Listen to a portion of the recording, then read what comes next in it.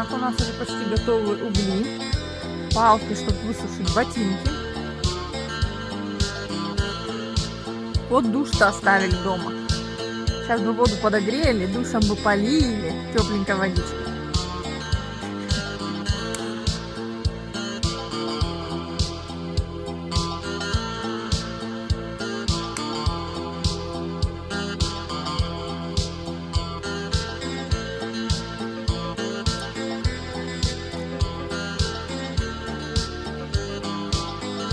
Вот такая у нас была прогулочка.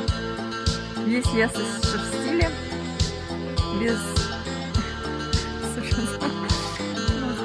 У меня-то хоть я ботинки взяла запасные, но у Алексея есть кроксы, пока в кроксах походит. Послушаем. Будем покупать сапожки теперь нам нужны, да?